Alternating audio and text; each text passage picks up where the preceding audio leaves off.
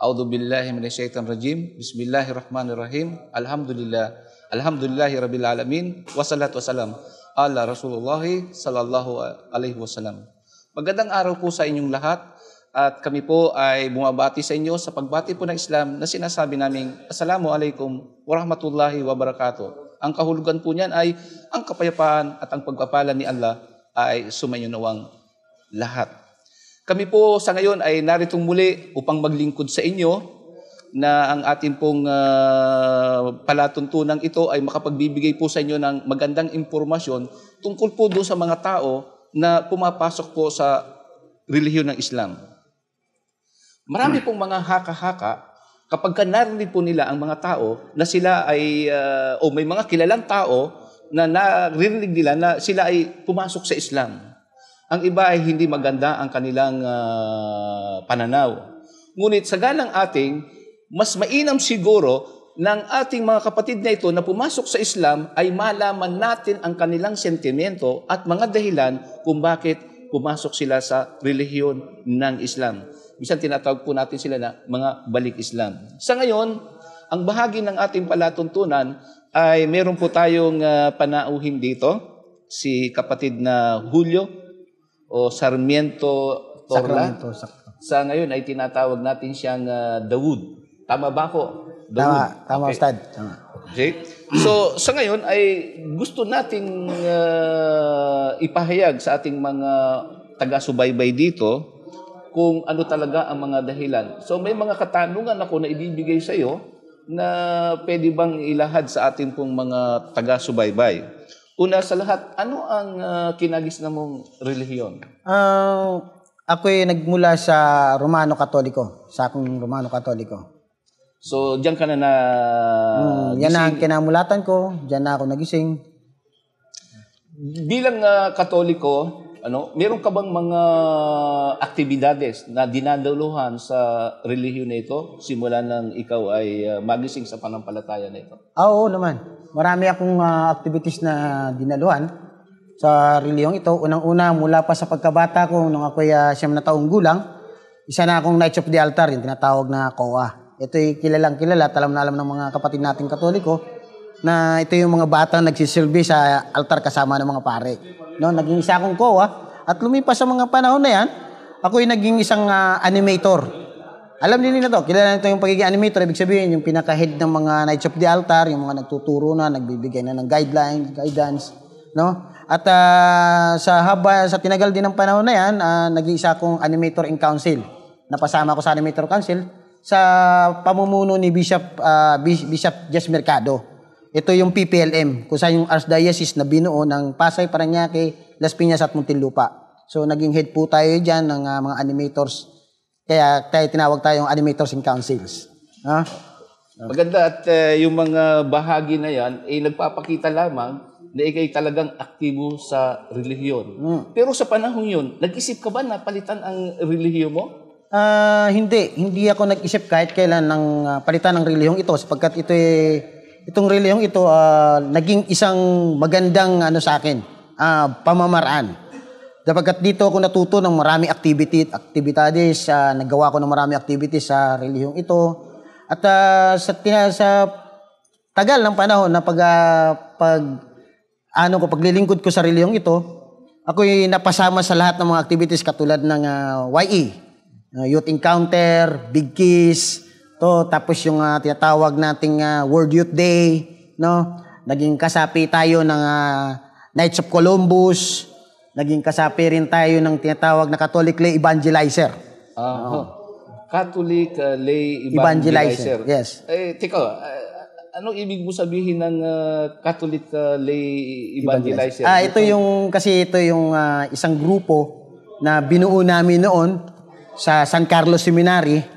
At ang obligasyon namin bilang isang mga lay evangelizer, kami pupunta doon sa mga bahay-bahay ng mga Katoliko na tinatawag namin KBL.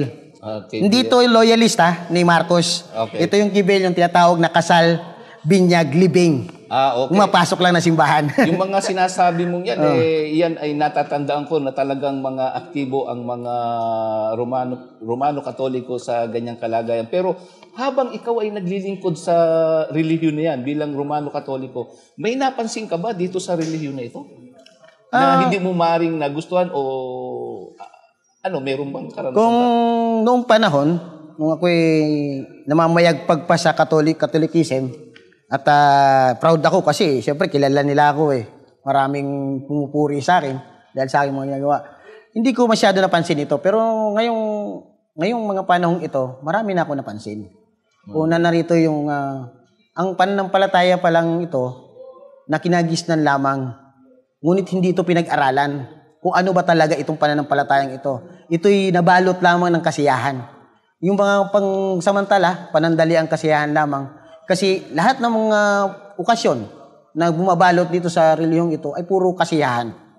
Hindi ito natupad yung mga sinasabi nilang solemnity o yung mga sacrificing ng mga nagaganap sa bawat okasyon.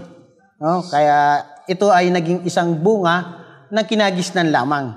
So, ang ibig mong sabihin dito, kaya ka nananatili dyan dahil masaya. Masaya. Maraming mga gawain na nagpapasaya sa tao.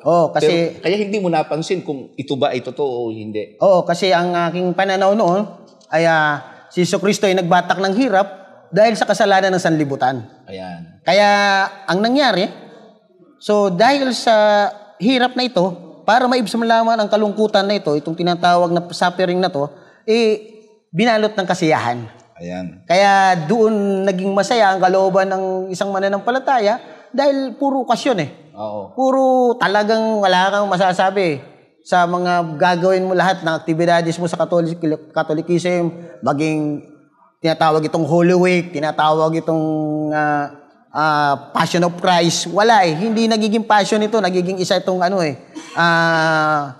celebrity. Okay. So ngayon naging Muslim ka na. Paano ang naging dahilan at nagkaroon ka ng encounter o anong encounter ang nangyari sa iyo at ikaw ay nag-Muslim? Kailan mo ito nalaman itong tungkol sa Islam? Actually, sasabihin ko sa inyo ang katotohanan, ako'y nag-Muslim hindi dahil sa gusto kong palitan ng relihiyon ko. Dahil nga yun sa isa kong Catholic na evangelizer.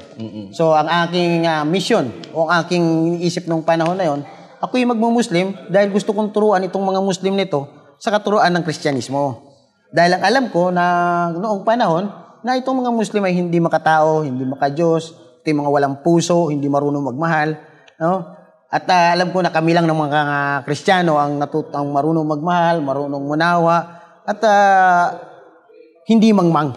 Ibig mong sabihin, pumasok ka lang sa pagiging Muslim para ipasok mo yung paniniwalang Kristyanismo. Yung aking mga nalalaman tungkol sa Catholicism, yung aking pagiging isang matatag na Kristiyano nung panahon, ay binalak ko na subukang kunin ang simpatya ng mga Muslim. Pero so sa ngayon full-time Muslim ka na. Anong bagay? Bakit naging talagang totoo ka ng Muslim? Pero mo, nakaturban ka pa, nakasuot ka na mga ganyan. Ito talaga, Ustad, ang isang sabi nga kapag binuksan pala ang puso mo at nakita mo ang katotohanan, ito hindi mo maitatanggi. Kaya, alhamdulillah, ang aking pamilya, aking mga magulang, kapatid, asawa, pati biyenan ko, mga pamangkin ko, lahat sila naimbitahan ko sa Islam. At alhamdulillah, Rabbil Alamin, sila ngayon ay mga Muslim na. At ikaw ngayon ay isang aktibong taga-pangaral ng relihiyon ng Islam. Pero teka muna, ikaw ay sa bahagi na yon, mayroon ka bang hindi magandang narinig tungkol sa Muslim na iyan? Anong pananaw mo sa Muslim noon? Ako sa pananaw ko anong panahon na yun, ang mga Muslim talaga ay hindi makatao, hindi makadiyos. No? Pero kung sa bahagi ngayon, alhamdulillah Rabbil Alamin, dahil ang mga tunay at katotohanan na ang mga mananampalatayang mga Muslim, ang puso at kanilang isipan ay puro kapayapaan. No? Kapayapaan ang hinatid nila sa kanilang mga pamilya, sa kanilang mga kapatid, at sa buong mga Muslim na mananampalataya. Meron ka bang, pwede bang sabihin sa ating mga taga-subaybay dito na yung pinakapunto na nagustuhan mo sa relihiyon ng Islam kaya nagdesisyon ka talagang maging Muslim? Ang nakita ko kasi sa relihiyon na ito, kung bakit ko to hinakap ng totoo, ng pinalitan ko na yung aking intensyon ng mga panahon na yun. Kasi nakita ko ang kaisahan, ang pagkakaisa, ang kaisahan ni Allah Subhanahu wa Ta'ala, na sinabi niya sa banal na Quran na hindi niya ilinikha ang tao at ang mga hindi nakikita sa mundong ito ng ano pa man kundi sambahin lamang siya. At sinabi niya rin kaya sa Rasulullah sallallahu alaihi wasallam at ibinibil ito sa banal na Quran, sinabi niya Bismillahirrahmanirrahim, Qul huwallahu ahad, Allahu samad, lam yalid walam yulad walam yakul lahu kufuwan ahad. Ibig sabihin mo Muhammad na siya, si Allah ang nag-iisa, ang walang katulad, no? Siya ang nangangalaga ng lahat. Siya ang tagapangasiwa. Siya ang batas sa araw ng paghukom. Hindi siya ipinanganak, hindi siya nanganak, at siya'y nag-iisa. No? So, itong bahagi na ito, nagpagising sa'yo na sa isang bahagi, nung ikaw ay Katoliko, isang Diyos, pero tatlo pala. Oo. Yan. So, sa bahaging ito, dahil maliit ang ating oras, ay pwede bang, ano ba ang huling mensahe mo sa ating mga taga-subaybay ngayon? Mga ilang bahagi, bigyan natin ng huling mensahe ang ating mga kababayan.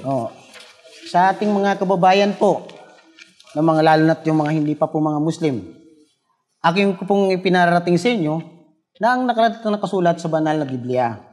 No, ayon po sa Juan 5:31, ang sabi ni Jesucristo, kung ako'y nagpatotoo sa aking sarili, ang patotoo ko ay hindi totoo. Ito po yung mensahe ni Jesucristo. At sinabi rin po niya sa Mateo 15:9 hanggang 6, ang sabi niya, kaya pinapawalang saysay ninyo ang aking salita dahil sa inyong tradisyon. Ano? Sabi niya, kayong mga mapagkunwari, tama ang ipinahayag ni Isaias tungkol sa inyo. Nang sabihin niya, iginagalang ako ng aking bayan, ngunit malayo sila sa aking puso. Malayo sila sa aking kalooban. Sabi niya, at walang kabuluhan ang pagsamba nila sa akin na itinuturo nila bilang mga aral ang mga alituntunin ng mga tao. Ito po ay sa Mateo 15 hanggang 9. 6 hanggang 9. No? Okay. Sa isang bahagi ng ating pong programa na ito, may mga dahilan po kung bakit naging Muslim ang isang tao. Nakita nila na mas tama ang pananampalataya na ito. Kaya sa muli, kami po ay magpapaalam sa inyo at abangan niyo po ang aming pong ilopang mga palatuntunan sa pagpapahayag po ng mga kapatid po natin na pumasok sa Islam. Muli po kaming magbabalik sa ilang pagkakataon. Ang programang ito ay hatid sa inyo ng Fanar Community Channel.